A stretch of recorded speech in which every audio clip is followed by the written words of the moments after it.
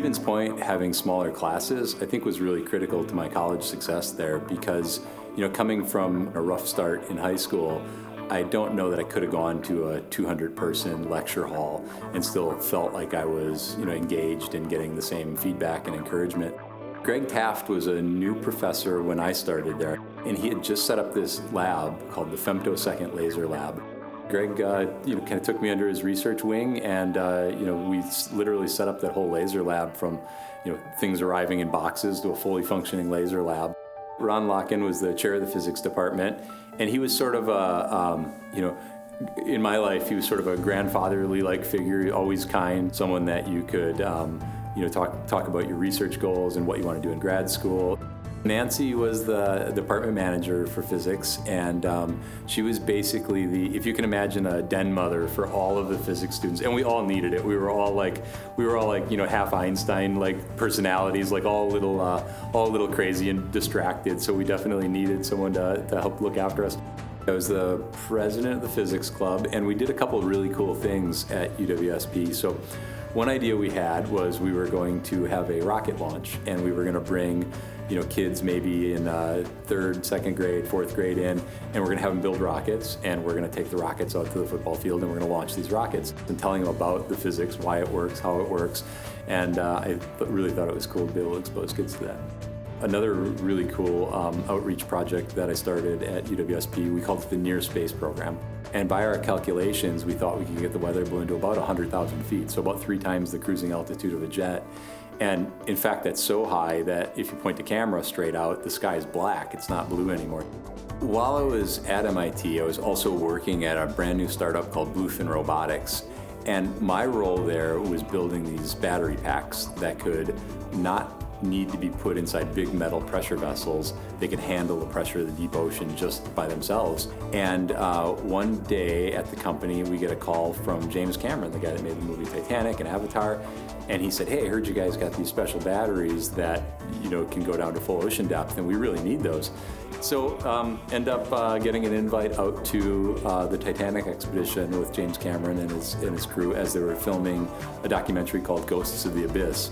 The challenge there is that when you're about 27 and you're 12,500 feet deep on the Titanic running robots around with stuff you built inside of them, it's kind of a bit of a challenge to figure out what to do next with your career to top that.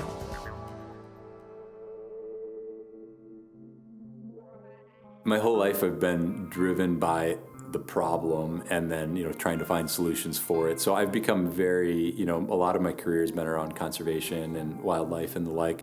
The Sumatran Rhino Project started for me when National Geographic started a collaboration with the Sumatran Rhino Sanctuary in Indonesia. And the challenge is there's only thought to be maybe 60 or 70 of these rhinos left on Earth, and then the entire species will be gone. One of the reasons that I won the National Geographic Rolex Explorer of the Year award was we built a system that can look for poachers in Africa and Indonesia and places like that. It's an AI system that doesn't just look for people, but it actually looks for what sort of weapons they're carrying. We're going to be putting that system out in Indonesia, in the jungle, to try to find the other Sumatran rhinos that are still out there in hopes that they can be brought to the sanctuary and have a chance at breeding and keeping the population alive. In Mexico, there is Mayan archaeology and Ice Age animal remains in every single sinkhole we've ever been in. You find a human sacrifice victim's skull, or you find Mayan pottery, or you find an Ice Age bear. It's absolutely amazing. So we came up with these complicated rigs of lighting, and in some cases turntables. We'd put the skull on the turntable and rotate it around as we shot all these images. But it was all on scuba, deep underwater, working in the complete darkness in these caves. The kayak expedition that we did was in Cenote Sagrado. It's the sacred cenote, and it's on the grounds of Chichen Itza, the big Mayan city in Mexico. So we basically built a rig that would hold a sonar, which, think of it like a fancy fish finder. You can see the trees and sticks and logs and everything on the bottom, but it can also, more importantly for us, see cave passages that might be coming off of the cenote, going into deeper, clearer water. Every time we find a new cave, we're like, is this the one that's going to lead under Chichen Itza? In the Democratic Republic of the Congo, it's Garamba National Park. We were working there doing 3D scanning from aircraft to try to both understand the entire landscape of the park, but also see if we could find both animal trails and poacher trails. We were in Galapagos on a pristine seas expedition, and one of the tools that I had built for that expedition was a deep water rated 360 camera. So think of it like a camera that can see all around it at the same time. But we coupled that with a National Geographic buoyancy engine. And what a buoyancy engine is it basically can control where it's floating in the water. Another project we did was in Bahamas, where we were actually exploring the caves underneath Bahamas. Being able to use these tools that kids get excited about and engage in kind of gives you that extra little edge that you need to try to help convince people and educate people that these places are worth saving. It's all about finding a problem that isn't solved and trying to find a solution for it.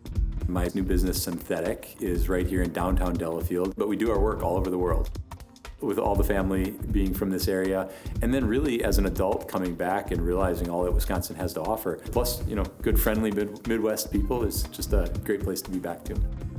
So we started Synthetaic under the idea, what if we could have an AI build the data as well as build the AI, whether it's farm fields that you're looking at, or whether it's airplanes, or whether it's mines or caves, or whatever you might want to find in satellite data. The traditional method is the old human eyeball method. What if we didn't have to go human hand label all this data? What if we could take an AI and teach it to recognize hand labeling effectively and be able to completely do away with that? And that's what we've done. Rolex National Geographic Explorer of the Year Award was really a culmination of all the pieces that I've done over my career. And I think that what it means to me is that it sort of embodies all the little ways I've been able to contribute to these big projects. UWSP gave me a great start.